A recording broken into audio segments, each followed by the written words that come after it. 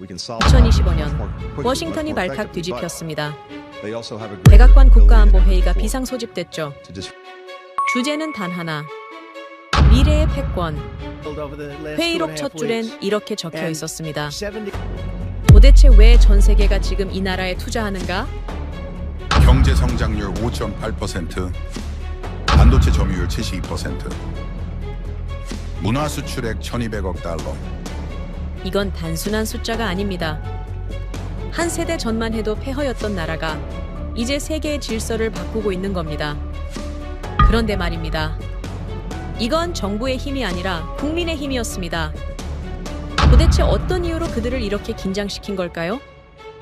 그들은 계산 대신 신뢰를 남겼고 효율 대신 사람을 선택했습니다. 그리고 지금 전 세계가 그 결과를 보고 있습니다. 지금부터 그 놀라운 현장 속으로 들어가 보시죠. 미국에서 날아온 충격적인 이야기. 바로 시작합니다. 그리고 지금 어디에서 시청하고 계신지 댓글로 남겨주세요. 여러분의 이야기도 듣고 싶습니다. 그 전에 잠깐 1초 만에 누를 수 있는 좋아요 버튼을 꾹 눌러주시면 영상 제작에 큰 힘이 됩니다. 그럼 바로 사연 시작하겠습니다. 2005년 한국, 미국 언론은 이렇게 불렀습니다. 아시아의 추격자. 2025년 한국, 나토 연합이 직접 발표했습니다. 세계 4위 강대국은 한국이다. 불과 20년 만에 대체 무슨 일이 일어난 겁니까? 안녕하세요. 저는 CNN 다큐멘터리 PD이며 이름은 그렉 리처드슨이라고 합니다. 오랫동안 전 세계를 돌아다니며 취재했지만 단 한 번도 이런 역전은 본 적이 없었습니다. 아시아를 취재하면서 일본이 정점이라고 믿었었고 동료들도 그렇게 말했어요. 교수들도 전문가들도 모두가 말했죠. 한국은 일본의 그림자다. 그런데 말입니다. 데이터는 달랐습니다. 연구개발 투자율 일본의 1.5배, 반도체 점유율 세계 1위, 문화 영향력 일본을 추월. 저는 깨달았습니다. 틀린 건 데이터가 아니라 저였다는 것을 말이죠. 뉴욕 CNN 본사 회의실에 앉아있던 그날 아침이 생각납니다. 창밖으로는 맨해튼의 고층 빌딩들이 보였고 회의 테이블 위에는 커피잔들이 놓여 있었어요. 저는 새로운 아시아 다큐멘터리 기획안을 들고 왔었습니다. 일본의 전통과 현대를 다루는 내용이었죠. 그런데 제 동료 스미스가 테이블 반대편에서 고개를 끄덕이더니 저를 바라봤어요. 스미스는 도쿄 특파원을 오래 했던 사람입니다. 일본인 아내와 결혼해서 10년 넘게 도쿄에서 살았고 일본 문화와 사회를 누구보다 잘 안다고 자부하는 사람이었죠. 스미스의 견해는 명확했습니다. 아시아 콘텐츠를 만들려면 일본을 중심에 둬야 한다는 것이었어요. 시청자들이 원하는 건 교토의 사찰이고 도쿄의 세련됨이며 일본 문화의 깊이라는 설명이었습니다. 저도 그 말에 동의하고 있었어요. 지난 20년간 제가 만든 아시아 다큐도 전부 일본이 중심이었으니까요. 한국은 빠르게 성장하고는 있지만 일본의 완성도에는 미치지 못한다는 게 제 판단이었죠. 스미스는 거기서 한 발 더 나아갔습니다. 자기 아내의 말을 인용하면서 일본인들 눈에는 한국이 아직 젊고 거칠게 보인다고 했어요. 회의가 끝나고 사무실로 돌아온 뒤 저는 궁금해졌습니다. 정말 한국은 그렇게 일본 뒤에만 있는 걸까요? 노트북을 열고 검색을 시작했어요. 그런데 생각보다 놀라운 뉴스들이 쏟아져 나왔습니다.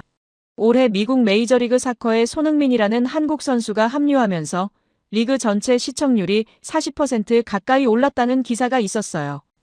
경기장마다 한국 국기를 든 팬들이 넘쳐나고 손흥민 유니폼이 품절 사태를 빚고 있다는 내용이었죠. 저는 축구를 잘 모르지만 한 선수가 리그 전체를 바꿔놓는다는 게 예사롭지 않게 느껴졌습니다. 넷플릭스 순위를 확인해봤더니 더 놀라웠어요. K-팝 데몬 헌터스라는 한국 애니메이션이 전 세계 1위를 달리고 있었습니다. 미국은 물론이고 유럽뿐만 아니라 남미와 중동에서도 폭발적인 반응을 얻고 있다는 분석이었어요. 댓글란을 읽어보니 영어, 스페인어, 아랍어로 쓰인 찬사들이 가득했습니다. 한국 음악과 한국 스타일이 멋있다는 내용들이었죠. 저는 그제야 깨달았습니다. 한국이 지금 이렇게까지 가파른 성장세를 보이고 있다는 것을요. 다음 날 아침 저는 다시 스미스를 만났습니다. 제가 찾은 자료들을 보여줬어요. 손흥민 효과와 K-팝 애니메이션 순위를 설명했죠. 스미스는 잠깐 화면을 보더니 고개를 저었습니다. 그건 일시적인 유행일 뿐이라는 반응이었어요. K-팝도 10년 전에 잠깐 유행했다가 사그라들지 않았냐는 질문을 던졌죠. 그리고 다시 자기 아내 이야기를 꺼냈습니다. 일본인 아내가 보기에 한국 문화는 화려하지만 깊이가 부족하다는 평가였어요. 일본은 수천 년 역사가 쌓여서 만들어진 문화인데 한국은 아직 그 수준에 이르지 못했다는 설명이었습니다. 저는 반박하고 싶었지만 확신이 없었습니다. 어쩌면 스미스 말이 맞을지도 모른다는 생각이 들었어요. 그래서 더 깊이 파보기로 했습니다. 국제 싱크탱크 보고서를 찾아봤어요. 최신 국가 파워 인덱스 자료가 있었습니다. 페이지를 넘기다가 손이 멈췄죠. 순위표가 보였습니다. 1위 미국, 2위 중국, 3위 인도, 그리고 4위 한국. 저는 다시 봤어요. 분명히 오타일 거라고 생각했습니다. 영국이 5위, 프랑스가 6위, 일본이 7위로 밀려나 있었어요. 충격이었습니다. 보고서를 자세히 읽어보니 설명이 붙어 있었습니다. 중국과 인도는 인구가 10억 명이 넘기 때문에 절대적인 경제 규모에서는 크게 보이지만 1인당 지표나 기술 혁신도에서는 한국에 훨씬 못 미친다는 내용이었어요.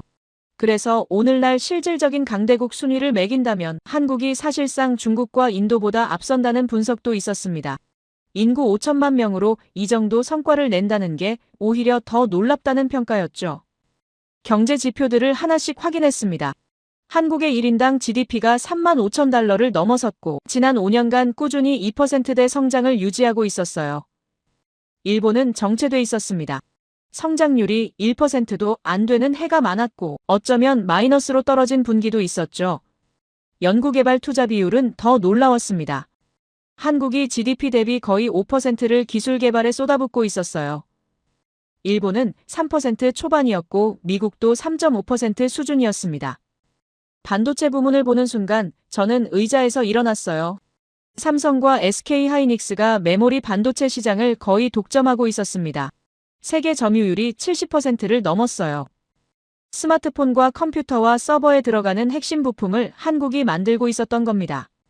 저는 제 노트북을 내려다봤습니다. 이 안에도 한국산 반도체가 들어있을 거라는 생각이 들었죠. 가전제품 통계는 더 구체적이었습니다. 미국 가정에서 사용하는 냉장고와 세탁기와 텔레비전 중에서 삼성과 LG 제품이 심심찮게 보인다는 시장 조사 결과가 있었어요. 소니보다 더 많이 팔리고 있다는 수치였습니다. 저는 그 순간 깨달았습니다. 20년 동안 제가 믿어왔던 아시아의 서열이 완전히 뒤집혀 있었던 겁니다. 스미스에게 다시 전화를 걸었어요. 보고서 전체를 이메일로 보내주면서 설명했습니다. 하지만 스미스는 여전히 회의적이었습니다. 데이터만 보고 판단할 수 없다는 반응이었어요. 직접 가서 봐야 안다는 말도 덧붙였죠. 그래서 저는 대답했습니다. 그럼 제가 직접 가보겠다고요. 다음 날 저는 상사인 마이클 국장 사무실을 찾아갔습니다. 한국 다큐멘터리 기획안을 새로 작성해서 들고 갔어요. 세계 4위 강대국의 비밀이라는 제목이었습니다. 마이클 국장은 처음에 고개를 갸우뚱했습니다. 한국이 시청률이 나올까 하는 의구심이었죠. 저는 보고서를 보여드리면서 설득했습니다. 손흥민 효과와 넷플릭스 순위와 반도체 점유율을 차례로 설명했어요. 마이클 국장의 표정이 조금씩 바뀌었습니다. 흥미롭다는 반응이었어요. 결국 일주일간 서울 취재를 공식 승인해 주셨습니다. 비행기표를 예매하고 장비를 챙겼습니다. 이번에는 공식 취재였기 때문에 카메라와 녹음 장비를 제대로 준비했어요. 출발 전날 밤 스미스에게 메시지를 보냈습니다. 서울에 다녀오겠다고요. 스미스가 답장했습니다. 실망하지 말라는 내용이었어요. 한국은 겉만 번지르하고 속은 별거 없을 거라는 예상이었죠. 저는 답장하지 않았습니다. 직접 보고 판단하겠다는 마음이었으니까요. 인천국제공항에 도착한 건 현지 시각으로 아침 6시쯤이었습니다. 비행기에서 내려 입국장으로 걸어가는 순간부터 뭔가 달랐어요. 공항이 너무 깨끗했습니다. 바닥은 거울처럼 반짝였고 천장은 높고 밝았으며 모든 게 정돈돼 있었어요. JFK 공항과는 차원이 다른 느낌이었습니다. 자동 입국 심사대로 향했어요. 여권을 스캔하고 얼굴을 인식시키자 화면에 환영 메시지가 떴습니다. 3초도 안 걸렸어요. 줄을 서서 기다릴 필요가 없었습니다. 일본보다 앞선 시스템이라니 이게 가능한 일인가요? 입국장을 나오자 한 남자가 제 이름이 적힌 팻말을 들고 서 있었습니다. 30대 중반쯤 돼 보이는 한국인이었어요. 가까이 다가가자 그가 먼저 인사했습니다. 그렉 리처드슨 PD님이시죠? 저는 고명진이라고 합니다. 미디어 프로덕션 디렉터로 일하고 있어요. CNN 측에서 연락받고 이번 취재를 도와드리게 됐습니다. 그의 영어는 유창했고 말투는 자신감이 넘쳤어요. 고명진 디렉터는 공항에서 시내로 가는 동안 계속 설명해 줬습니다. 인천공항이 몇 년 연속 세계 최고 공항으로 선정됐고 자동화 시스템이 모두를 위해 설계됐다는 이야기였어요.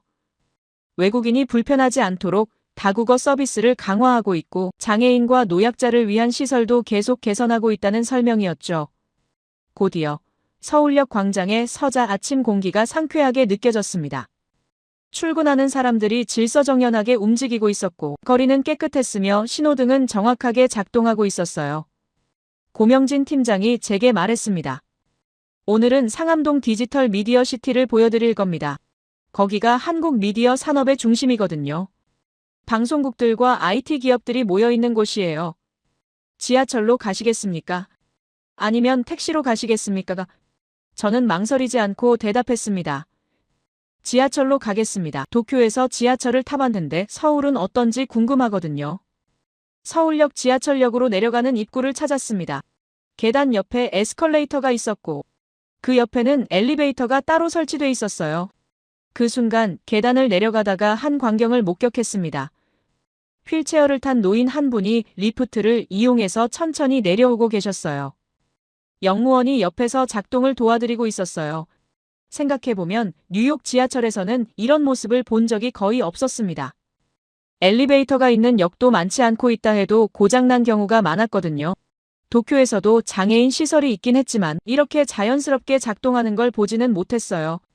개찰구를 지나는데 고명진 팀장이 카드 한 장을 건네줬습니다. 이게 티머니 카드입니다. 이 카드 하나면 서울 전체를 다닐 수 있어요. 지하철은 물론이고 버스도 타고 택시도 탈 수 있습니다. 편의점에서 물건도 살 수 있죠. 저는 그 카드를 받아들고 찬찬히 살펴봤습니다. 단순한 플라스틱 카드였지만 그 안에 담긴 시스템이 놀라웠어요. 뉴욕에서는 메트로 카드로 지하철과 버스만 탈 수 있는데 한국은 모든 교통수단이 통합돼 있었던 겁니다. 도쿄는 노선마다 회사가 다르고 카드도 따로 만들어야 해서 외국인들이 혼란스러워하는데 서울은 달랐습니다.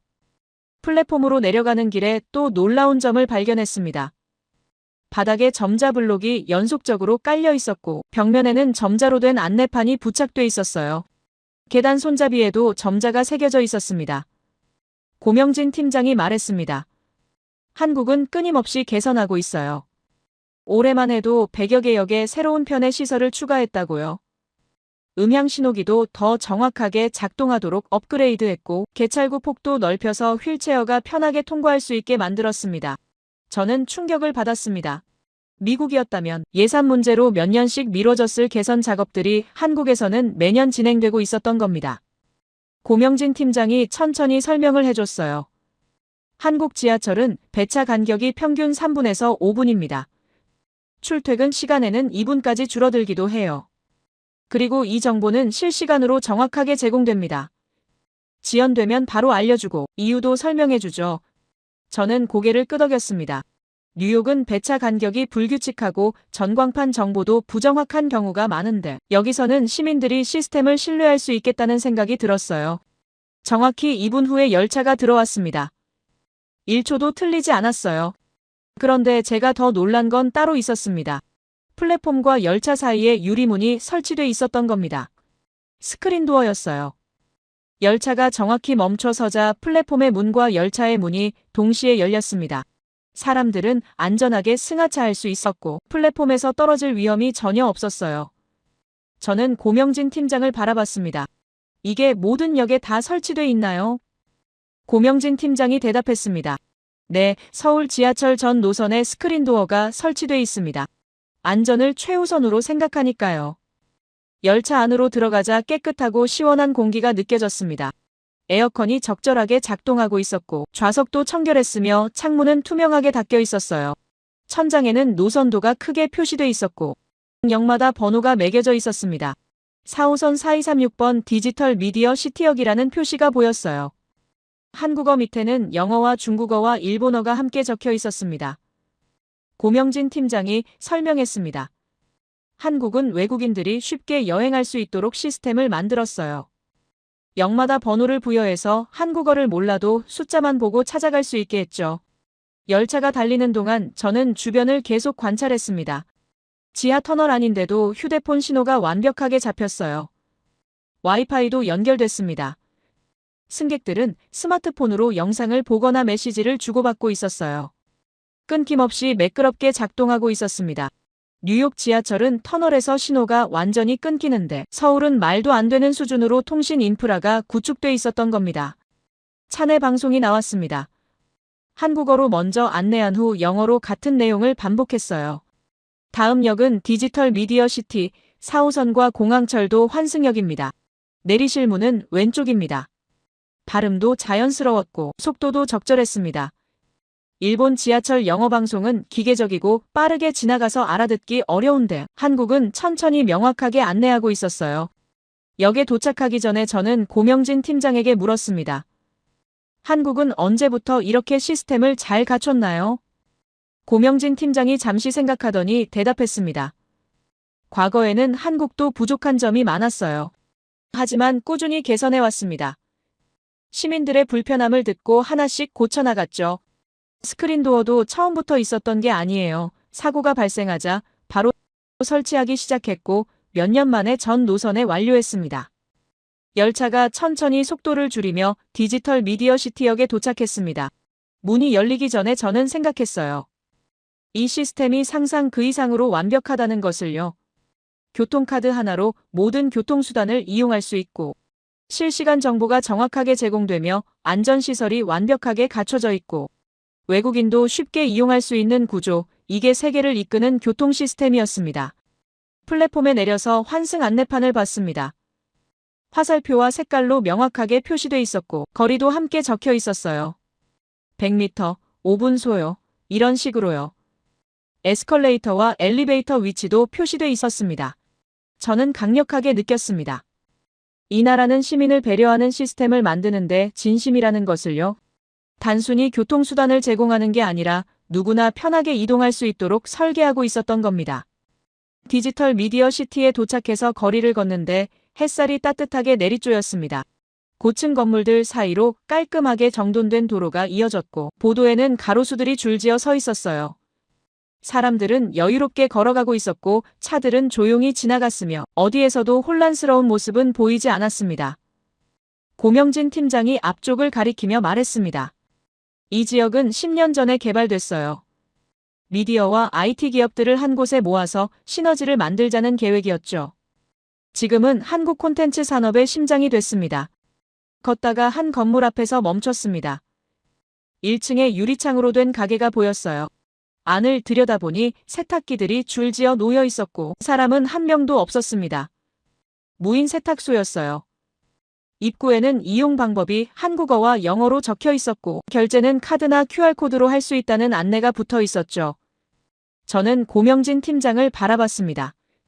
직원이 없는데 어떻게 운영되는 겁니까? 고명진 팀장이 대답했습니다. 시스템이 전부 자동화돼 있어요. 손님이 직접 세탁물을 넣고 결제하고 끝나면 알림을 받죠. 고장나면 원격으로 관리하고요. 안으로 들어가 봤습니다. 세탁기마다 터치스크린이 달려 있었고 사용 가능 여부가 화면에 표시되고 있었어요. 한 기계 앞에 서서 화면을 눌러봤습니다. 메뉴가 나왔어요. 일반 세탁, 이불 세탁, 건조까지 선택할 수 있었고 가격도 명확하게 표시돼 있었습니다. 결제 방법도 다양했어요. 카드, 휴대폰, QR코드, 심지어 교통카드로도 결제가 가능했죠. 저는 놀랐습니다. 뉴욕에서는 코인 세탁소가 대부분이고 직원이 상주하는 곳도 많은데 여기서는 완전히 무인 서비스 문화가 정착돼 있었던 겁니다. 벽면에 안내문이 붙어 있었습니다. 문제가 생기면 이 번호로 연락해 주세요. 24시간 고객센터가 운영됩니다. 저는 고명진 팀장에게 물었습니다. 사람들이 물건을 훔치거나 기계를 망가뜨리지 않나요? 고명진 팀장이 고개를 저었습니다. 거의 없어요. CCTV가 있긴 하지만 사람들이 그런 짓을 하지 않아요. 이건 사회의 신뢰가 만든 무인 문화다. 서로를 존중하니까 가능한 거죠. 저는 감탄했습니다. 애초에 시민의식이 높지 않으면 이런 시스템은 불가능하거든요. 세탁소를 나와 조금 더 걸었습니다. 모퉁이를 돌자 또 다른 무인 가게가 보였어요. 이번에는 카페였습니다. 유리문을 열고 들어가니 카페 기계가 한쪽 벽에 설치돼 있었고 테이블과 의자가 깔끔하게 배치돼 있었어요.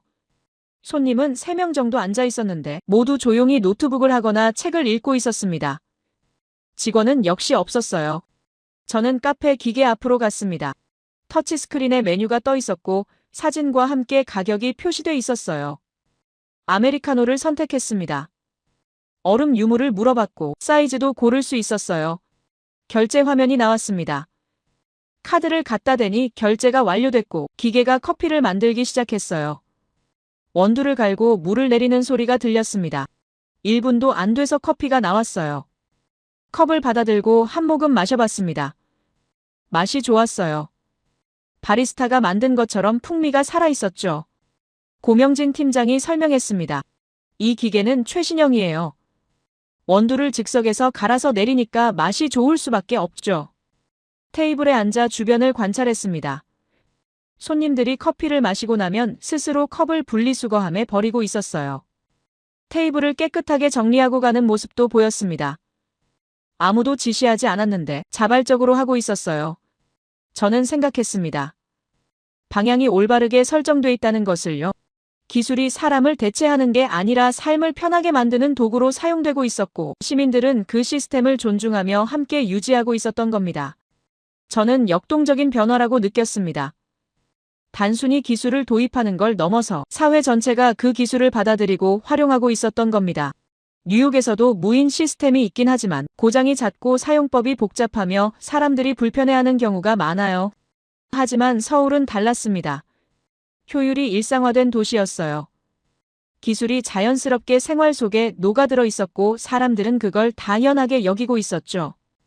걷다가 작은 공원을 발견했습니다. 벤치에 앉아서 쉬기로 했어요. 고명진 팀장도 옆에 앉았습니다. 저는 물었습니다. 이렇게 무인 시스템이 많으면 일자리가 줄어들지 않나요? 고명진 팀장이 잠시 생각하더니 대답했습니다.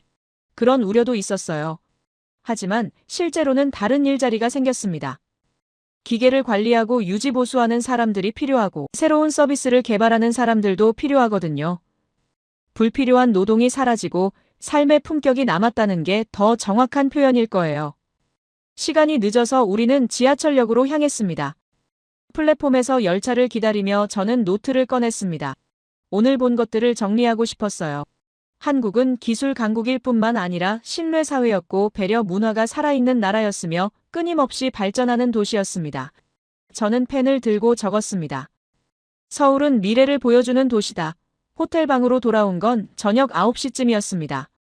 하루 종일 상암동을 돌아다니며 무인 시스템들을 보고 고명진 팀장과 이야기를 나누느라 다리가 아팠어요. 침대에 누워서 천장을 바라봤습니다. 오늘 본 것들이 머릿속에서 계속 맴돌았어요. 무인 세탁소, 무인 카페, 할머니의 스마트폰 사용, 시민들의 자발적 질서, 이 모든 게 하나의 그림으로 연결되고 있었습니다. 저는 노트북을 열어서 오늘 촬영한 영상들을 정리했어요. CNN 본사에 보낼 자료였죠. 영상을 보며 저는 생각했습니다. 스미스가 이걸 보면 뭐라고 할까요? 여전히 일본이 낫다고 말할까요? 아니면 인정할까요? 어쩌면 그는 끝까지 인정하지 않을지도 모릅니다. 자기 아내가 일본인이니까요. 하지만 저는 이미 확신하고 있었습니다. 한국이 일본과는 다른 길을 걷고 있다는 것을요. 더 빠르고 더 효율적이며 더 시민 친화적인 길을 말이죠. 샤워를 하고 침대에 다시 누웠습니다. 창밖으로 서울의 야경이 보였어요. 불빛들이 반짝이고 있었고 차들이 조용히 움직이고 있었습니다. 평화로운 도시였어요. 저는 눈을 감았습니다. 내일은 또 무엇을 보게 될까요? 고명진 팀장이 잠시를 보여준다고 했죠.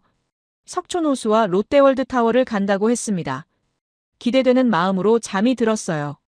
다음 날 아침 일찍 일어났습니다. 호텔 조식을 먹고 로비에서 고명진 팀장을 기다렸어요.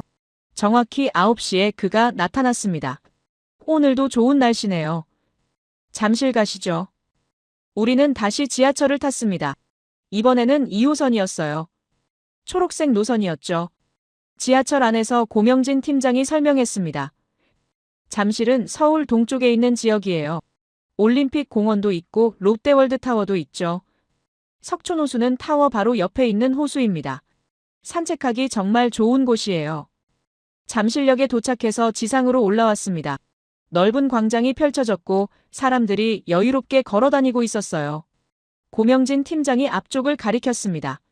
저기 보이시죠? 저는 고개를 들어 바라봤습니다. 하늘을 찌르듯 솟아오른 건물이 보였어요. 롯데월드타워였습니다. 순간 숨이 멎는 것 같았어요. 압도적이었습니다. 석촌호수로 걸어갔습니다. 호수 주변으로 산책로가 조성돼 있었고 나무들이 심어져 있었어요. 아침 햇살이 물에 반짝이고 있었고 새들이 날아다니고 있었습니다. 조깅하는 사람들도 보였고 벤치에 앉아 책을 읽는 사람들도 있었어요. 도심 한복판인데 이렇게 자연이 살아있다는 게 신기했습니다. 자연과 현대가 완벽하게 공존하고 있었던 겁니다. 호숫가에 서서 롯데월드타워를 바라봤습니다. 물에 비친 타워의 모습이 장관이었어요. 123층, 555m, 고명진 팀장이 설명했습니다. 한국에서 가장 높은 건물이에요. 세계에서 8번째로 높고 OECD 국가 중에서는 가장 높은 건물이죠. 저는 고개를 끄덕였습니다. 생각해보면 뉴욕에도 고층 빌딩이 많지만 롯데월드타워만큼 우아한 디자인은 없었어요. 고명진 팀장이 계속 설명했습니다. 저 건물은 붓을 형상화한 디자인이에요. 외벽은 고려청자에서 모티브를 가져왔다고 하죠. 한국의 전통과 현대 기술이 결합된 건축물입니다. 저는 타워를 다시 바라봤습니다. 정말 붓처럼 생겼어요. 아래에서 위로 갈수록 가늘어지는 모양이었고 곡선이 부드럽고 우아했습니다. 햇빛을 받아 반짝이는 외벽은 정말 청자 같은 색감이었죠. 호수를 따라 천천히 걸었습니다. 벚꽃나무들이 줄지어 서 있었고 과거 봄에는 꽃이 만개해서 장관을 이룬다고 했어요. 지금은 가을이라 낙엽이 떨어지고 있었지만 그것도 아름다웠습니다. 사람들은 조용히 산책하고 있었고 아이들은 뛰어놀고 있었으며 노인들은 벤치에 앉아 이야기를 나누고 있었어요. 이 평화로운 광경이 123층 마천루 바로 옆에 있다는 게 말도 안 되는 조화였습니다. 타워를 다시 바라봤어요. 이제는 다르게 보였습니다. 처음 봤을 때는 그냥 높은 건물이었는데 지금은 강력하게 와닿았어요. 이 건물이 상징하는 게 무엇인지 알게 됐으니까요. 가난에서 부유함으로, 폐허에서 번영으로, 절망에서 희망으로 그 모든 변화가 저 타워에 담겨 있었습니다. 호숫가 벤치에 앉았습니다. 고명진 팀장도 옆에 앉았어요. 저는 물었습니다. 한국 사람들은 이 건물을 볼 때 어떤 기분이 드나요? 고명진 팀장이 잠시 생각하더니 대답했습니다. 자랑스럽죠. 우리가 이만큼 왔다는 걸 보여주니까요. 특히 노인분들은 더 그래요. 자기들이 젊었을 때는 이런 건물 상상도 못했거든요. 그런데 이제는 현실이 됐으니까 감회가 남다르죠. 저는 타워를 다시 바라봤습니다. 이건 산업화의 끝이 아니라 문명의 성숙이다. 기술만 발전한 게 아니라 문화도 함께 발전했고 시민의식도 함께 성장했으며 국가 전체가 균형 있게 성장한 결과였습니다. 롯데월드타워는 그 성장의 정점을 보여주는 건축물이었어요. 점심시간이 가까워졌습니다. 고명진 팀장이 근처 식당을 추천해줬어요. 호수를 따라 걸으며 저는 생각했습니다. 오늘 본 것들이 제 마음속에 깊이 새겨지고 있다는 것을요. 상암동의 무인 시스템, 지하철의 완벽한 인프라, 그리고 이 거대한 타워까지 모든 게 한국이라는 나라를 설명해주고 있었습니다. 효율과 휴식이 동시에 존재한다. 일만 하는 게 아니라 삶의 질도 생각하는 나라였어요. 식당으로 들어가며 저는 확신했습니다. 한국은 애초에 제가 생각했던 것과 완전히 다른 나라였다는 것을요. 일본의 그림자가 아니라 독자적인 길을 걷는 나라였고 미국과도 다른 방식으로 발전한 나라였으며 이 도시엔 리듬이 있다. 빠르지만 여유롭고 현대적이지만 따뜻하며 효율적이지만 인간적인 리듬이었습니다. 잠실에서 점심을 먹고 오후 내내 롯데월드타워 주변을 둘러봤습니다. 쇼핑몰도 들렀고 석촌호수도 한 바퀴 더 걸었어요. 해가 서서히 지기 시작할 무렵 고명진 팀장이 말했습니다. 이제 여의도로 가시죠. 밤에 여의도는 또 다른 느낌이에요. 우리는 지하철을 타고 여의도로 향했습니다. 창밖으로 보이는 하늘이 주황빛으로 물들어가고 있었어요. 여의도역에서 내려 한강공원으로 걸어갔습니다. 저녁바람이 불어왔고 공기는 살짝 쌀쌀했어요. 옷깃을 여미며 걸었습니다. 공원에 도착하자 한강이 넓게 펼쳐졌고 건너편 강남의 불빛들이 반짝이고 있었어요. 사람들이 산책하고 있었고 자전거를 타는 사람들도 보였으며 벤치에 앉아 이야기를 나누는 커플들도 있었습니다. 고명진 팀장이 63빌딩을 가리켰습니다. 저기 보이는 건물이 63빌딩이에요. 한때 한국에서 가장 높은 건물이었죠. 지금은 롯데월드타워가 그 자리를 차지했지만 여전히 여의도의 상징입니다. 저는 고개를 끄덕이며 바라봤어요. 건물이 조명을 받아 빛나고 있었고 한강에 비친 모습이 아름다웠습니다. 웅장한 풍경이었어요. 강변을 따라 걸으며 고명진 팀장이 말했습니다. 얼마 전에 여기서 불꽃축제가 있었어요. 서울세계 불꽃축제라고 하는데 매년 10월 초에 열리죠. 100만 명 가까이 모이는 역대급 행사입니다. 저는 깜짝 놀랐습니다. 100만 명이요? 한 장소에 100만 명이 모인다고요? 고명진 팀장이 웃으며 고개를 끄덕였습니다. 넷 한강 양쪽 둑에 사람들이 가득 찹니다. 다리 위에도 사람들이 서 있고 주변 건물 옥상에도 사람들이 올라가죠. 저는 믿기지 않았습니다. 미국도 독립기념일 불꽃놀이가 있지만 한 장소에 100만 명이 모이는 경우는 거의 없거든요. 고명진 팀장이 휴대폰을 꺼냈습니다. 영상 보여드릴게요. 올해 축제 영상이 유튜브에 있어요. 우리는 벤치에 앉아서 화면을 봤습니다. 영상이 재생되기 시작했어요. 화면 속에는 어두운 밤하늘이 펼쳐져 있었고 한강 양쪽에 인파가 빼곡하게 들어차 있었습니다. 그리고 불꽃이 터지기 시작했어요. 하늘을 가득 채우는 불꽃들이었습니다. 빨강, 파랑, 노랑, 초록, 금색 불꽃들이 동시에 터지며 하늘을 수놓았어요. 음악에 맞춰 리듬감 있게 터지는 불꽃들, 물 위에 반사되는 빛들, 그리고 환호하는 사람들의 모습까지. 저는 화면을 보며 숨을 죽였습니다. 정말 아름다웠어요. 영상이 끝나고 고명진 팀장이 설명했습니다. 이 행사 때는 경찰과 소방관을 포함해서 10,000명 정도가 투입돼요. 안전관리가 정말 중요하거든요. 100만 명이 모이면 자칫 사고가 날 수 있으니까요. 그런데 한 번도 큰 사고가 없었습니다. 처음에는 걱정도 많았지만 이제는 시민들도 질서를 잘 지키고 주최 측도 철저하게 준비하니까 안전하게 진행되고 있어요. 저는 감탄했습니다. 100만 명이 모이는 행사를 사고 없이 진행한다는 게 얼마나 어려운 일인지 알고 있었거든요. 미국도 독립기념일에 대규모 행사를 하지만 항상 사고 위험이 있어서 긴장합니다. 하지만 한국은 시스템적으로 잘 관리하고 있었어요. 고명진 팀장이 덧붙였습니다. 이태원 사고 이후로 안전관리를 더욱 강화했어요. 작년부터는 유료 좌석도 만들어서 인원을 분산시키고 있죠. 배가 고파지기 시작했습니다. 저녁을 먹지 않았거든요. 고명진 팀장이 제 표정을 읽었는지 말했습니다. 한강라면 드셔보시겠습니까? 여기 편의점에서 라면을 사서 먹을 수 있어요. 한강라면이 유명합니다. 저는 고개를 끄덕였어요. 좋죠. 우리는 근처 편의점으로 갔습니다. 편의점 안은 따뜻했어요. 라면 코너로 가서 여러 종류를 봤습니다. 신라면, 진라면, 안성탕면, 너구리. 다양한 라면들이 진열돼 있었어요. 고명진 팀장이 추천해줬습니다. 신라면이 제일 인기 많아요. 매운맛이지만 중독성이 있죠. 저는 신라면을 골랐고 고명진 팀장은 진라면을 골랐습니다. 계산대에서 결제하고 조리공간으로 갔어요. 뜨거운 물을 부어서 3분을 기다렸습니다. 김이 모락모락 올라왔고 매콤한 냄새가 났어요. 시간이 되자 뚜껑을 열었습니다. 빨간 국물에 면이 익어 있었고 건더기들이 보였어요. 젓가락을 들고 한 입 먹어봤습니다. 뜨겁고 매웠지만 맛있었어요. 국물이 진하고 면은 쫄깃했으며 입안 가득 얼얼한 맛이 퍼졌습니다. 편의점 밖 테이블에 앉아서 먹기로 했습니다. 밤 공기가 차가웠지만 따뜻한 라면을 먹으니 몸이 사르르 녹는 느낌이었어요. 살짝 쌀쌀한 날씨였는데 오히려 이럴 때 따뜻한 국물이 더 좋았습니다. 한강을 바라보며 라면을 먹는 기분이 묘했어요. 한국 사람들이 왜 한강 라면을 좋아하는지 이해가 됐습니다.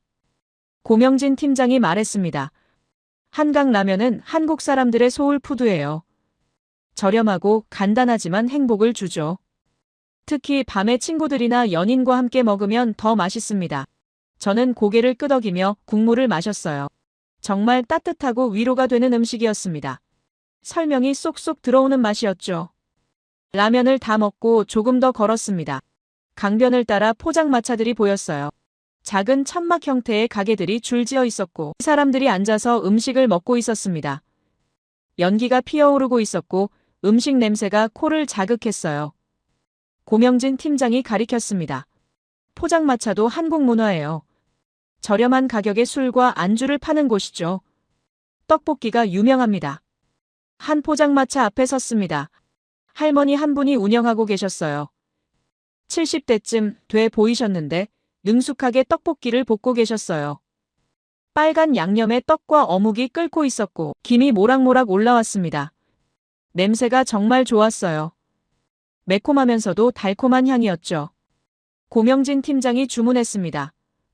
떡볶이 2인분이랑 튀김 주세요. 할머니가 웃으며 대답하셨습니다. 네, 잠깐만 기다리세요. 우리는 작은 테이블에 앉았어요. 플라스틱 의자였지만 불편하지 않았습니다. 주변에는 회사원으로 보이는 사람들이 앉아서 술을 마시고 있었고 젊은 커플도 보였어요. 떡볶이가 나왔습니다. 종이 접시에 담긴 떡볶이는 빨갛게 빛나고 있었고 김이 모락모락 났어요. 튀김도 함께 나왔습니다. 고추, 김말이, 오징어 튀김이었죠. 저는 젓가락으로 떡 하나를 집었습니다. 뜨거워서 입김을 불어가며 먹었어요. 매웠지만 달콤했고 쫄깃한 식감이 좋았습니다. 고명진 팀장이 설명했습니다. 떡볶이는 한국의 대표적인 길거리 음식이에요. 학생들이 특히 좋아하죠. 매운맛이 스트레스를 풀어준다고 해요. 저는 튀김도 먹어봤습니다. 바삭하고 고소했어요. 떡볶이 양념을 찍어 먹으니 더 맛있었죠. 단순한 음식이지만 행복을 주는 맛이었습니다. 포장마차에 앉아 먹으며 저는 주변을 관찰했습니다. 밤 10시가 넘었는데도 사람들이 많았어요. 여성들도 혼자 걸어다니고 있었고 포장마차에서 편하게 음식을 먹고 있었습니다. 아무도 불안해하지 않았어요. 이런 상황에서도 안전하다는 확신이 있는 거였죠. 할머니가 옆 테이블에 음식을 가져다 주시는 모습을 봤습니다. 친절하게 웃으시며 손님들과 이야기를 나누고 계셨어요. 70대인데도 활기차게 일하고 계셨고 손님들도 할머니를 대하는 태도가 따뜻했습니다. 서로를 존중하는 분위기였어요. 고명진 팀장이 말했습니다. 포장마차는 한국의 정서예요. 비싸지 않고 부담 없이 와서 먹을 수 있죠. 사장님들도 오래 한 분들이 많아서 단골들이 많습니다. 저는 고개를 끄덕였습니다. 오직 한국에서만 볼 수 있는 풍경이라는 생각이 들었어요. 떡볶이를 다 먹고 자리에서 일어났습니다. 할머니께 인사를 드렸어요. 맛있게 잘 먹었습니다. 할머니가 웃으며 대답하셨습니다. 또 오세요. 감사합니다. 그 미소가 정말 따뜻했어요. 단순히 장사를 하는 게 아니라 사람들에게 행복을 주는 일을 하고 계신다는 느낌이었습니다. 강변을 따라 다시 걸었습니다. 배가 부르고 몸이 따뜻했어요. 한강의 야경을 바라보며 저는 생각했습니다. 오늘 본 것들이 무엇을 의미하는지요.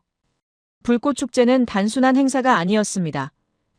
100만 명이 모여도 사고 없이 진행할 수 있는 국가를 위해 만들어진 시스템이었고 시민들이 질서를 지키는 문화였으며 안전을 최우선으로 생각하는 사회였어요. 한강 라면과 포장마차도 마찬가지였습니다. 저렴하지만 행복을 주는 음식이었고 밤늦게까지 안전하게 즐길 수 있는 문화였으며 70대 할머니가 안심하고 장사할 수 있는 사회였죠. 기술보다 더 대단한 건 사람들의 마음이었다. 서로를 배려하고 질서를 지키며 함께 살아가는 마음이었습니다. 고명진 팀장이 말했습니다. 한국은 빠르게 발전했지만 사람 사이의 따뜻함은 잃지 않으려고 노력해요. 포장마차 문화도 그렇고 한강 라면도 그렇죠. 단순하지만 소중한 것들을 지키려고 합니다. 저는 고개를 끄덕였어요. 그 말이 정말 와닿았습니다.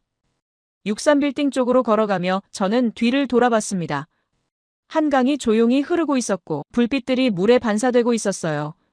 사람들은 여전히 산책하고 있었고 포장마차에서는 연기가 피어오르고 있었으며 편의점 불빛은 밝게 빛나고 있었습니다.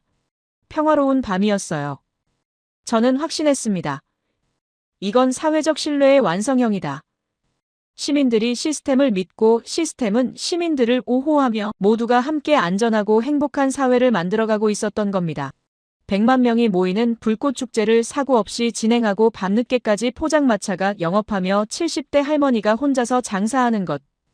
이 모든 게 신뢰사회의 증거였어요. 지하철역으로 향하며 고명진 팀장이 물었습니다. 오늘 어떠셨어요? 저는 웃으며 대답했습니다. 정말 놀라웠어요. 한강라면도 맛있었고 떡볶이도 좋았으며 무엇보다 사람들의 마음이 따뜻하더라고요. 안전은 법이 아니라 시민의식이 만든다. 그걸 오늘 확실하게 느꼈습니다. 역으로 내려가는 계단에서 저는 생각했습니다. 내일은 또 무엇을 보게 될까요? 고명진 팀장이 내일은 전쟁기념관에 가보자고 했습니다. 쉬는 날이니 천천히 둘러보는 거라고요. 저는 기대됐어요. 한국의 역사를 알고 싶었고 이 나라가 어떻게 여기까지 왔는지 이해하고 싶었으니까요. 지하철을 타고 호텔로 돌아가는 길에 저는 창밖을 바라봤습니다. 밤에 서울이 지나가고 있었어요. 불빛들이 반짝이고 거리는 깨끗했으며 사람들은 안전하게 움직이고 있었습니다. 저는 노트에 적었습니다. 한국은 기술의 나라가 아니라 인간의 나라였다. 기술이 사람을 위해 존재하고 시스템이 시민을 배려하며 모두가 함께 더 나은 사회를 만들어가는 나라였습니다. 호텔방으로 돌아와서 침대에 누웠습니다. 오늘도 긴 하루였어요. 하지만 행복한 하루였습니다. 한강라면의 따뜻함, 떡볶이의 매콤달콤함, 할머니의 미소, 그리고 불꽃축제 영상의 아름다움. 이 모든 게 제 마음속에 깊이 새겨졌습니다. 이게 진짜 강대국의 모습이 아닐까? 군사력이나 경제력만이 아니라 시민들이 행복하고 안전한 나라. 그게 진짜 강대국이었습니다. 다음 날 아침 천천히 일어났습니다. 오늘은 쉬는 날이라고 고명진 팀장이 말했었거든요. 공식 취재 일정은 없고 자유롭게 서울을 둘러보는 날이었어요. 샤워를 하고 호텔 조식을 먹으러 내려갔습니다. 레스토랑에서 창밖을 바라보니 서울의 아침이 밝게 빛나고 있었어요. 사람들은 여유롭게 움직이고 있었고 거리는 깨끗했으며 햇살이 따뜻하게 내리쬐고 있었습니다. 식사를 마치고 로비에서 고명진 팀장을 기다렸어요. 10시쯤 그가 나타났습니다. 오늘은 편하게 돌아다니시죠? 가고 싶은 곳 있으세요? 저는 잠시 생각했습니다. 사실 궁금한 게 있었거든요. 고명진 팀장님, 한강의 기적이라고 아시죠? 고명진 팀장이 고개를 끄덕였습니다. 네, 물론이죠. 한국의 경제 발전을 말하는 거잖아요. 저는 계속 말했습니다. 지난 며칠 동안 서울을 보면서 정말 놀랐어요. 첨단 공항, 완벽한 교통 시스템, 무인 서비스, 고층 빌딩, 안전한 거리 모든 게 완벽하게 작동하고 있더라고요. 그런데 궁금합니다. 이게 어떻게 가능했나요? 과거에 한국은 가난한 나라였다고 들었는데 어떻게 이렇게 빠르게 발전한 겁니까? 고명진 팀장이 소파에 앉으며 말했습니다. 그건 정확한 질문입니다. 한국 사람들도 항상 그 질문을 스스로에게 던지거든요. 어떻게 여기까지 왔을까? 무엇이 우리를 이렇게 만들었을까? 그는 잠시 생각하더니 계속 이야기했어요. 한국 전쟁을 아시죠? 1950년부터 53년까지 3년간 전쟁이 있었습니다. 저는 고개를 끄덕였습니다. 알고 있어요. 미국도 참전했죠. 유엔군의 일원으로요. 고명진 팀장이 대답했습니다. 맞아요. 그 전쟁이 끝난 후 한국은 말 그대로 폐허였어요. 건물은 무너졌고 산업은 파괴됐으며 사람들은 굶주렸죠. 1인당 국민소득이 300달러도 안 됐습니다. 세계 최빈국 중 하나였어요. 그의 목소리가 조금 낮아졌습니다. 제 할아버지 세대가 그 전쟁을 겪으셨어요. 할아버지는 살아남았지만 친구들 중 많은 분들이 돌아가셨다고 하셨죠. 가족을 잃은 사람도 많았고 집을 잃은 사람도 많았습니다. 고통이 너무 컸어요. 하지만 그 고통이 오히려 한국 사람들을 강하게 만들었습니다. 저는 조용히 들었습니다. 고명진 팀장이 계속 말했어요. 전쟁이 끝난 후 사람들은 다짐했어요. 다시는 가난하게 살지 않겠다고. 다시는 약한 나라로 남지 않겠다고. 그래서 피땀 흘려 일했습니다. 60년대부터 70년대까지 미친 듯이 일했어요. 아침부터 밤까지 쉬지 않고요. 공장에서, 건설 현장에서, 광산에서 모두가 일했습니다. 그는 창밖을 바라봤습니다. 지금 보시는 이 서울이 그때는 초가집과 판잣집뿐이었어요. 포장도로도 거의 없었고 자동차도 많지 않았죠. 하지만 사람들은 포기하지 않았습니다. 배우고 일하고 저축하고 투자했어요. 정부도 경제 발전에 집중했고요. 그 결과가 바로 한강의 기적입니다. 저는 감탄하며 물었습니다. 60년 만에 이렇게 변한 거군요. 고명진 팀장이 고개를 끄덕였습니다. 네, 300달러에서 3만 달러 넘는 국민소득으로 최빈국에서 세계 10위권 경제대국으로. 그런데 말입니다. 이건 단순히 돈을 번 게 아니에요. 이건 생존의 역사다. 죽느냐 사느냐의 싸움이었던 거죠. 그의 말이 마음에 깊이 와닿았습니다. 저는 말했어요. 그렇다면 그 전쟁을 제대로 이해해야 한국을 이해할 수 있겠네요. 전쟁이 이 나라를 만든 거니까요. 고명진 팀장이 웃으며 대답했습니다. 정확합니다. 전쟁 없이는 한국을 이해할 수 없어요. 그 아픔이 있었기에 이렇게 성장할 수 있었던 겁니다. 저는 결심했습니다. 전쟁기념관에 가보고 싶어요. 그 역사를 직접 보고 싶습니다. 한국이 어디서 시작했는지 알아야 지금의 한국을 제대로 이해할 수 있을 것 같거든요. 고명진 팀장이 고개를 끄덕였습니다. 좋은 선택입니다. 용산에 전쟁기념관이 있어요. 오늘 가시죠. 우리는 호텔을 나와 지하철을 탔습니다. 3호선을 타고 용산으로 향했어요. 지하철 안에서 고명진 팀장이 설명했습니다. 전쟁기념관은 아시아 최대 규모의 전쟁 박물관이에요. 원래 육군본부가 있던 자리에 지어졌죠. 1994년에 개관했습니다. 전쟁기념관역에서 내려 지상으로 올라왔습니다. 넓은 광장이 보였고 그 너머로 거대한 건물이 서 있었어요. 전쟁기념관이었습니다. 건물 앞 광장에는 국기들이 펄럭이고 있었어요. 고명진 팀장이 설명했습니다. 저 국기들이 한국전쟁 때 도움을 준 나라들이에요. 16개 병력 지원국과 6개 의료 지원국입니다. 저는 국기들을 하나씩 봤습니다. 미국 국기도 있었고 영국, 캐나다, 호주, 프랑스, 터키, 필리핀 국기도 보였어요. 고명진 팀장이 말했습니다. 한국은 도움을 잊지 않아요. 70년이 지났지만 여전히 감사하고 있죠. 그래서 이렇게 국기를 걸어두고 매일 기념하는 겁니다. 광장을 걸어 건물 입구로 향했습니다. 입구 옆에는 거대한 조형물이 있었어요. 군인들의 모습을 형상화한 청동상이었습니다. 고명진 팀장이 설명했습니다. 저건 전쟁의 아픔을 기억하자는 의미예요. 전쟁이 얼마나 비극인지 잊지 말자는 거죠. 저는 고개를 끄덕였습니다. 숙연한 기분이 들었어요. 건물 안으로 들어갔습니다. 로비가 넓고 높았어요. 천장에서 자연광이 들어왔고 벽면에는 사진들이 걸려 있었습니다. 입장료를 내려고 했더니 고명진 팀장이 말했습니다. 무료예요. 국립박물관이라서 누구나 무료로 입장할 수 있죠. 저는 놀랐습니다. 이렇게 큰 박물관을 무료로 운영한다고요. 고명진 팀장이 말했습니다. 한국은 역사적으로 침략을 많이 받았어요.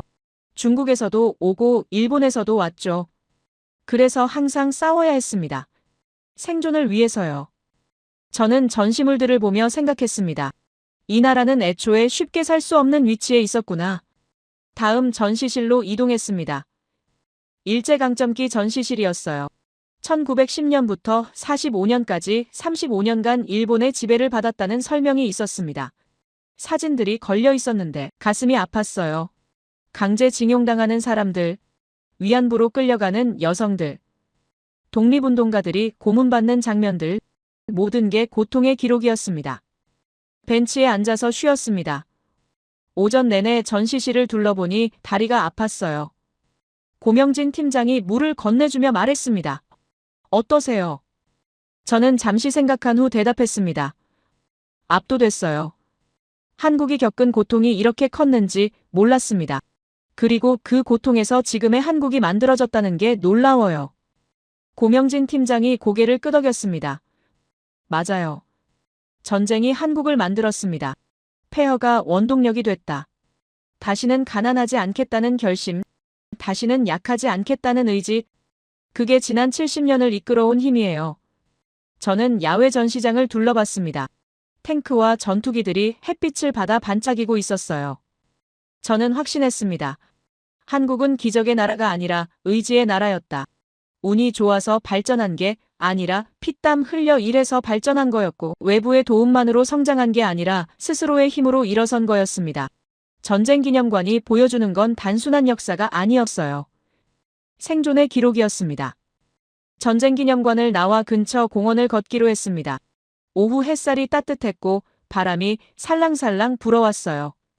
용산가족공원이라는 곳이었는데 나무들이 줄지어 서 있었고 산책로가 잘 조성돼 있었습니다. 사람들이 여유롭게 걷고 있었고 벤치에 앉아 쉬는 사람들도 보였어요. 저는 고명진 팀장과 나란히 걸으며 말했습니다. 전쟁기념관을 보고 나니 궁금한 게 생겼어요. 고명진 팀장이 고개를 돌렸습니다. 무엇이 궁금하신가요? 저는 잠시 생각을 정리한 후 말했어요. 한국의 위치 말입니다. 지도를 보면 한국은 정말 미묘한 위치에 있잖아요. 북쪽에는 중국이 있고 서쪽 바다 건너에도 중국이 있으며 동쪽에는 일본이 있고 북쪽 끝에는 러시아도 있죠. 그리고 분단국가라는 특수한 상황까지 이런 위치에서 어떻게 생존해 왔습니까? 고명진 팀장이 걸음을 멈추고 하늘을 올려다봤습니다. 그는 깊게 숨을 들이쉬고 천천히 말하기 시작했어요. 정말 좋은 질문입니다. 한국의 지정학적 위치는 축복이자 저주예요. 강대국들에 둘러싸여 있으니 항상 압박을 받아왔지만 동시에 그 압박이 한국을 영리하게 만들었습니다. 과거에는 중국과 일본 사이에서 살아남아야 했고 이제는 미국과 중국 사이에서 균형을 잡아야 하죠. 우리는 다시 걷기 시작했습니다. 고명진 팀장이 계속 이야기했어요. 많은 외국 학자들이 한국을 완충지대라고 불러요. 강대국들 사이의 완충지역이라는 거죠. 하지만 저는 그 표현이 싫습니다. 완충지대라는 말은 수동적이거든요. 마치 한국이 강대국들의 충돌을 막아주는 쿠션 같다는 뜻이잖아요. 하지만 팩트는 다릅니다. 저는 귀를 기울였습니다. 고명진 팀장의 목소리에 확신이 담겨 있었어요. 그가 말했습니다. 한국은 완충지대가 아니라 중심축이다. 이게 제 생각입니다. 완충지대는 흔들리기만 하지만 중심축은 균형을 잡아주죠. 한국이 바로 그런 역할을 하고 있어요. 동북아시아의 균형을 잡아주는 중심축 말입니다. 저는 그 말에 고개를 끄덕였습니다. 흥미로운 관점이었어요. 고명진 팀장이 벤치를 가리켰고 우리는 앉았습니다. 그가 설명을 이어갔어요. 지금 동북아시아를 보세요. 미국은 태평양 너머에 있고 중국은 대륙에 있으며 일본은 섬에 있습니다. 러시아는 북쪽 끝에 있고요. 이 네 강대국이 만나는 지점이 바로 한반도예요. 지리적으로 정확히 교차점에 위치한 겁니다. 저는 머릿속으로 지도를 그려봤습니다. 정말 그랬어요. 한국은 대륙과 해양이 만나는 지점이었고 강대국들의 이해관계가 충돌하는 곳이었습니다. 고명진 팀장이 계속 말했어요. 과거에 한국은 이 위치 때문에 고통받았어요. 중국의 침략도 받았고 일본의 침략도 받았으며 러시아의 압박도 받았죠. 하지만 이제는 다릅니다. 이 위치가 오히려 한국의 강점이 됐어요. 저는 물었습니다. 어떻게 강점이 된 겁니까? 고명진 팀장이 웃으며 대답했습니다. 균형 외교 때문입니다. 한국은 어느 한쪽에 완전히 기울지 않아요. 미국과는 동맹 관계를 유지하면서도 중국과는 경제 협력을 하고 일본과는 안보 협력을 하며 러시아와도 대화 채널을 유지하죠.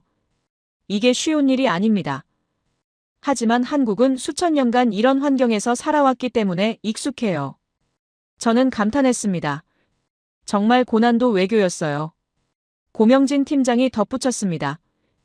예를 들어볼까요? 주한미군이 있습니다. 이게 한미동맹의 상징이에요.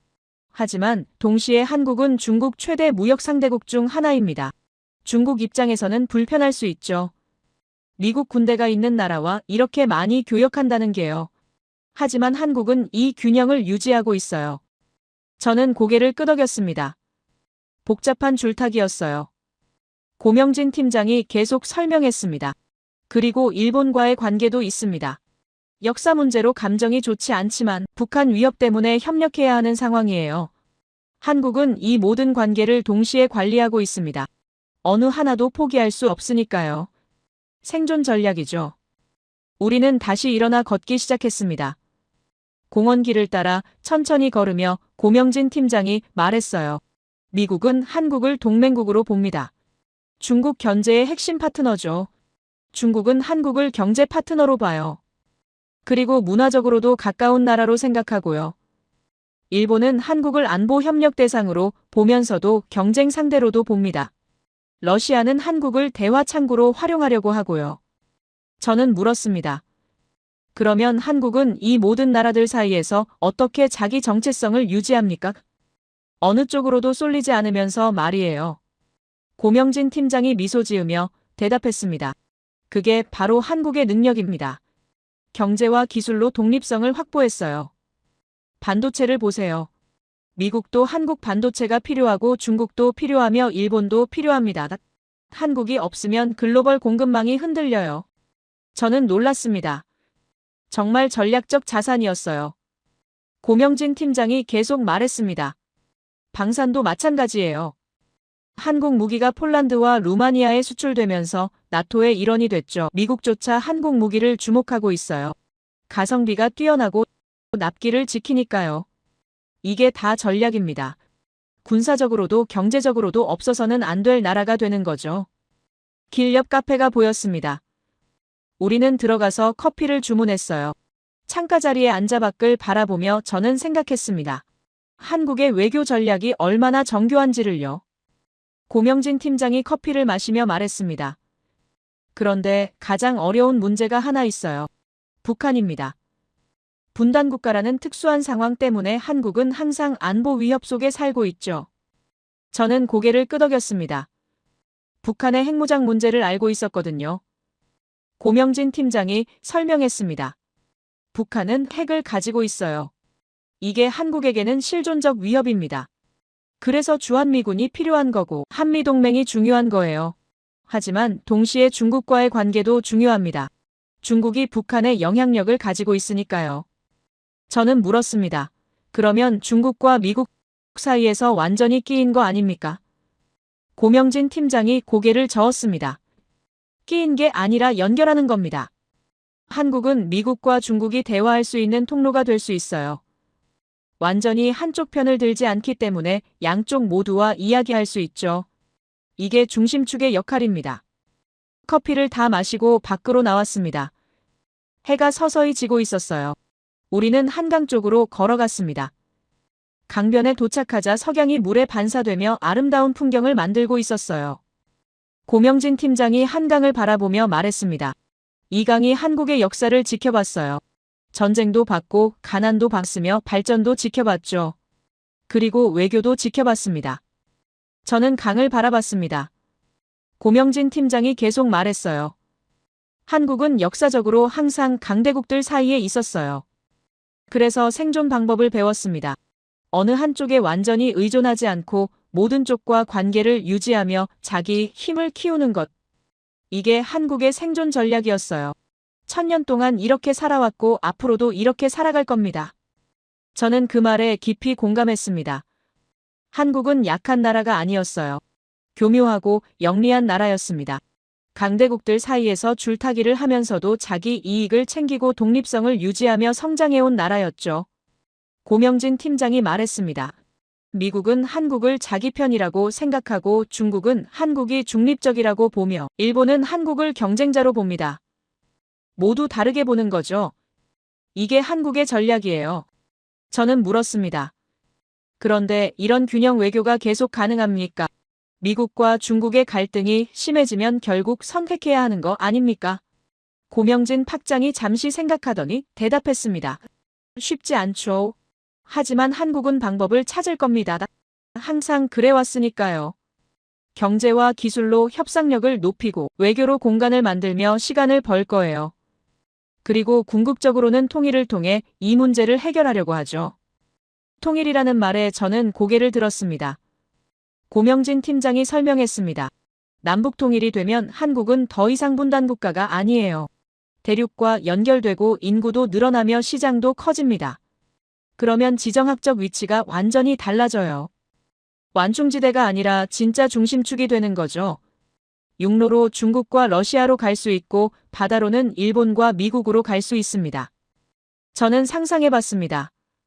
통일된 한국의 모습을요. 정말 강력한 위치가 될 것 같았어요.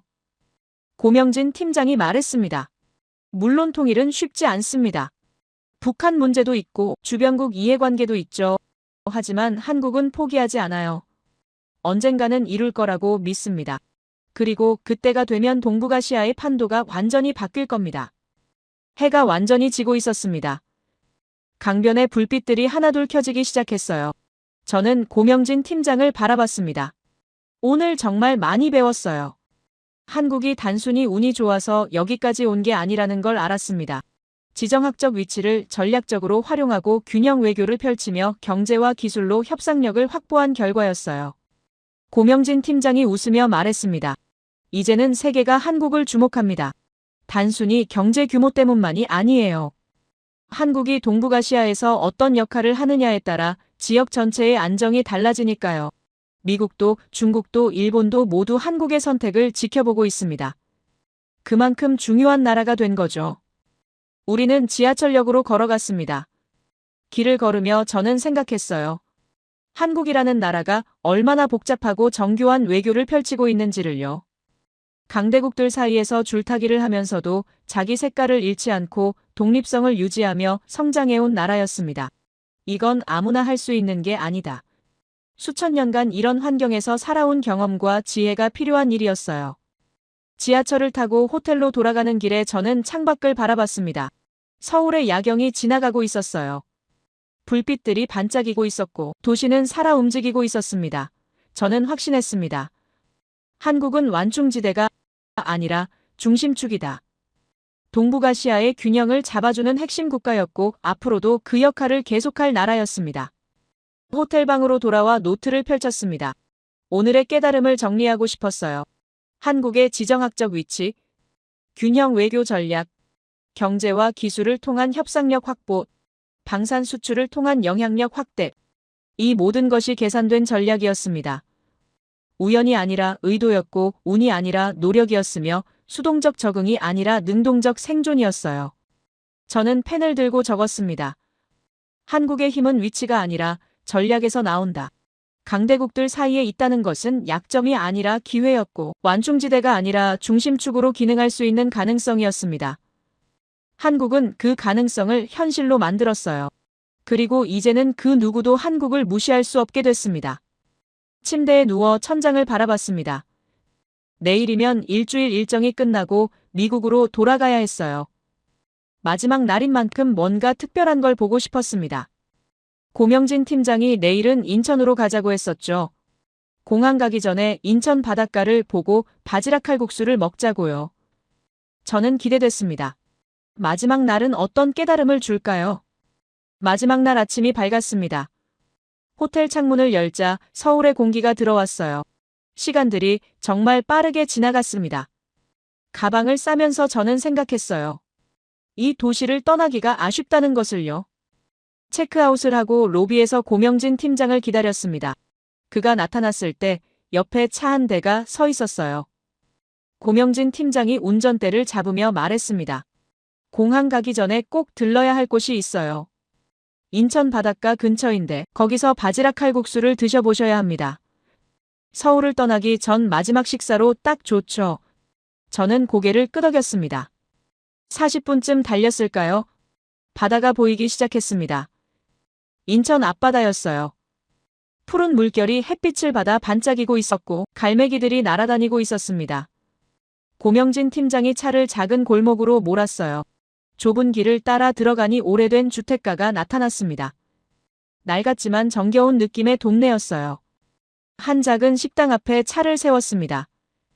간판에 할머니 바지락 칼국수라고 적혀 있었어요. 건물은 오래됐지만 깨끗하게 관리돼 있었고 문 앞에는 작은 화분들이 놓여 있었습니다. 안으로 들어가니 테이블이 6개 정도 있는 작은 공간이었어요. 주방에서 할머니 한 분이 나오셨습니다. 70대쯤 돼 보이셨는데 밝은 미소로 우리를 맞아주셨어요. 할머니의 목소리는 따뜻했습니다. 잠시 후 반찬들이 나왔는데 김치, 깍두기, 무생채가 작은 접시에 담겨 있었어요. 고명진 팀장이 말했습니다. 여기는 반찬도 무한리필이에요. 필요하면 더 달라고 하시면 됩니다. 한국인의 정이죠. 저는 김치를 맛봤어요. 신선하고 아삭했으며 적당히 매콤했습니다. 바지락 칼국수가 나왔습니다. 뚜껑이 덮인 뚝배기였는데 김이 모락모락 피어오르고 있었어요. 뚜껑을 열자 하얀 국물에 면이 가득 들어 있었고 바지락이 수북하게 올라가 있었습니다. 파와 호박도 보였어요. 국물에서 바다 냄새가 났습니다. 따뜻한 정이 느껴지는 비주얼이었어요. 고명진 팀장이 말했습니다. 이 식당은 30년 넘게 한자리에서 장사하고 있어요. 할머니가 매일 아침 일찍 오셔서 손으로 면을 밀고 바지락을 손질하시죠. 단골들이 정말 많습니다. 저도 어렸을 때부터 여기 왔어요. 저는 감동했습니다. 30년이요. 한 가지 음식을 30년 동안 만들어 온 거였어요. 바지락을 먹으며 저는 생각했습니다. 이게 한국의 진짜 모습이다. 화려한 롯데월드타워도 좋지만 이런 골목 식당의 따뜻함이 진짜 한국을 보여주는 거라고요. 할머니의 정성, 손으로 만든 면, 신선한 바지락, 그리고 무엇보다 손님을 대하는 그 밝은 미소. 이게 기술이나 경제보다 더 중요한 한국의 자산이었습니다. 식당을 나오며 저는 뒤를 돌아봤습니다. 할머니가 주방에서 설거지를 하고 계셨어요. 이른이 넘은 나이에도 매일 이렇게 일하시는 겁니다. 하지만 힘들어 보이지 않았어요. 오히려 행복해 보였습니다. 일이 삶이고 삶이 1인분이었죠. 저는 깊이 인사를 드리고 식당을 나왔습니다. 차를 타고 인천공항으로 향했습니다. 공항 로비로 들어갔습니다. 일주일 전과 똑같이 깨끗하고 밝았으며 효율적으로 작동하고 있었어요. 체크인을 하고 출국 심사를 받았습니다. 역시 3초 만에 끝났죠. 면세점을 지나 게이트로 향했습니다. 아직 시간이 남아서 카페에 앉아 커피를 주문했어요. 저는 펜을 들고 마지막 문장을 적었습니다. 한국은 기적의 나라가 아니라 의지의 나라다. 폐허에서 시작해서 첨단 강국이 된 것은 운이 아니라 노력이었고 우연이 아니라 전략이었으며 외부의 도움만이 아니라 스스로의 힘이었습니다. 그리고 무엇보다 따뜻한 인간미를 잃지 않으면서 발전한 나라였어요. 탑승 안내방송이 나왔습니다. 저는 일어나서 게이트로 향했어요. 비행기에 올라 자리에 앉았습니다. 창밖으로 인천공항 활주로가 보였고 멀리 서해바다가 보였어요. 비행기가 움직이기 시작했습니다. 이륙 준비를 하는 동안 저는 생각했습니다. 뉴욕에 돌아가면 무엇을 해야 할지를요. 한국 취재는 제 인생을 바꿨어요. CNN PD로 20년 넘게 일했지만 이렇게 강렬한 경험은 처음이었습니다. 한국이라는 나라가 단순히 발전한 나라가 아니라 의지와 전략과 따뜻함이 공존하는 특별한 나라라는 것을 알게 됐으니까요. 세계가 한국을 주목하기 시작했습니다. 조용한 강대국이 더 이상 조용하지 않게 됐어요. 사람들이 한국의 기술을 보고 한국의 문화를 즐기며 한국의 전략을 연구하기 시작했습니다. 저는 그 시작을 도왔다는 것이 자랑스럽습니다. 앞으로 한국이 어떤 길을 걸어갈지 궁금합니다. 한국을 응원합니다. 조용하지만 강력하게, 겸손하지만 확고하게, 빠르지만 따뜻하게 계속 발전하기를 바랍니다. 그리고 언젠가 남과 북이 하나가 되어 진짜 완성된 한국의 모습을 보게 되기를 바랍니다. 제 이야기를 끝까지 들어주셔서 감사합니다. 모두 안녕히 계세요. 오늘의 사연 어떻게 들으셨나요? 한 나라의 변화가 단지 경제나 기술의 문제가 아니라는 걸 새삼 느끼게 되네요. 수많은 사람들이 각자의 자리에서 묵묵히 만들어낸 신뢰와 배려. 그게 결국 세상을 움직이는 힘이 아닐까 생각하게 됩니다. 처음엔 작고 평범해 보였던 일상이 알고 보면 가장 큰 기적일지도 모르겠죠. 누군가는 여전히 믿기 어렵다고 말하겠지만 우리가 보고 느낀 그 진심은 숫자보다 강한 증거일지도 모릅니다. 세상은 여전히 변하고 있고 그 변화의 중심에는 언제나 사람의 마음이 있겠죠. 여러분의 생각을 아래 댓글에 남겨주세요. 그리고 감동적인 사연을 주변 사람들과 공유하고 함께 이야기 나눠보세요. 마지막으로 1초밖에 걸리지 않는 구독과 좋아요, 알림 설정은 영상 제작에 큰 힘이 됩니다. 지금까지 감동을 담아 여러분께 진심을 전하는 감동담기였습니다. 오늘 하루도 행복한 하루 보내세요.